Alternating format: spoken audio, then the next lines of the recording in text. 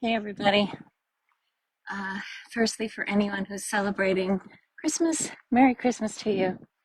I'm walking in my favorite woods. It's quite chilly, and just want to share with you.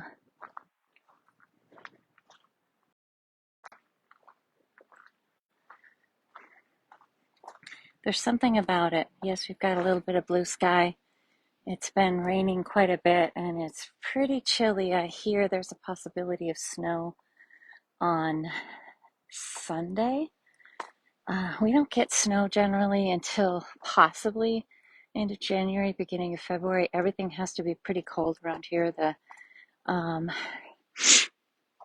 the mountains surrounding us keep us in this little warm bowl that is heated up by the Puget Sound, which runs down the middle of Washington State.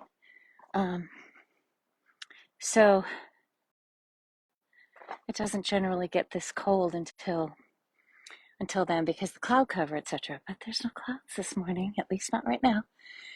It was raining earlier. Anyway, enough about the weather.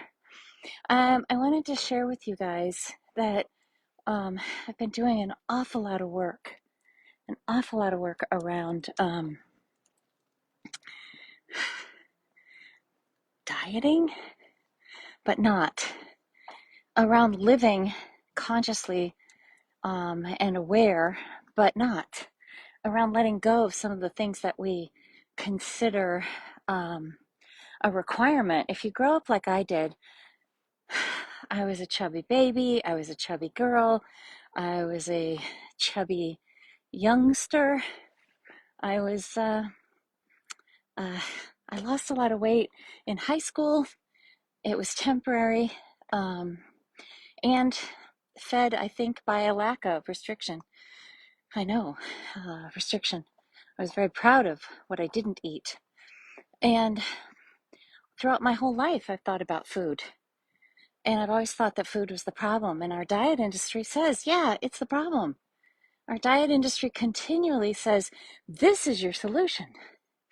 I'm not suggesting dieting isn't a good idea or fixing our food isn't a good idea or coming up with the right combinations isn't a good idea. But there's no such thing as a cookie cutter diet. We are all unique. Many of us have issues that are, in my opinion, pretty clear. Um, I have, I struggle with certain foods that light up my brain. We can call that an addiction. You can call it whatever you want. But the fact is, there's just certain foods that I'm happier with abstaining from. And frankly, you'd be hard pressed to get me to expect or suggest that sugar and flour processed foods are food. I think one of the reasons it's so hard to get a handle on our food is because of the marketing plans and the processing of everything. It's all designed to light up our brains and encourage us to eat more. There are so many reasons why we eat. There's the addictive substances. There is behavioral. Um, Many of us grow up basically numbing ourselves with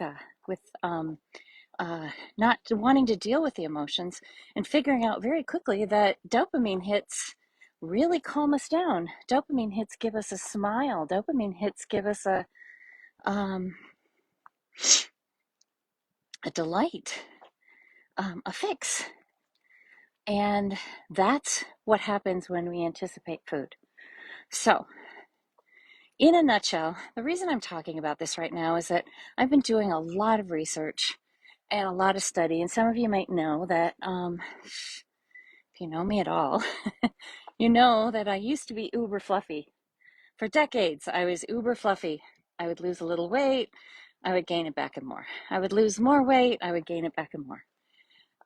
Finally figured it out. I'd actually said, no, not losing any more weight. I'm done. I'm not even going to try anymore. Diets don't work for me. Okay. Well, I'm here to tell you that if you can figure out what the missing pieces are, you can stay in a right-sized, calm, serene, balanced place. I'm just telling you, you can. Um, I'm mentioning all of this here because I have uh, a few webinars going on. Yes, it's Christmas Eve. There's a lot of us, though, that don't have a whole lot to do. We're not planning parties. We're not gathering around with a lot of people. God bless us. We never thought that COVID would be lasting this long, but it is here. How you like my hat? So here's what I know. If you go to, I'll post the link down below here when I get back to my desk, but it's now probably close to 1 Pacific. In about an hour, I'm going to be getting on a Facebook Live Zoom with Patricia Reichott O'Connor. She and I have been working together, deliciously so. Thank you, Patricia. We've been working together on a lot of the underlying reasons why diets don't work. How often do we ecstatically scream the, yay, this diet's wonderful? When it stops working, it's not the diet's fault, it's ours. So there's so much nuance to this. It's really hard to put it into one little sweet sentence, except maybe the food is not the problem. Maybe it's a symptom. I'd like to talk about more of the reasons why food makes us crazy, why we keep going back to it, and what we can do about it. So join me this afternoon in about an hour. If you go to the Facebook page Beyond Your Weight Loss Roller Coaster, the events are posted there. You can join.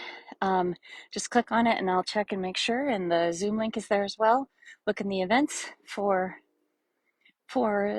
this information. And if you can't make it today, join the group so that you can see the recordings. I think that's it. Thank you. Merry Christmas if you celebrate. This is one of my favorites. This is probably my favorite hat. I wear it all through the holidays and it makes people smile. So if you do nothing else today, smile, smile. Thank you.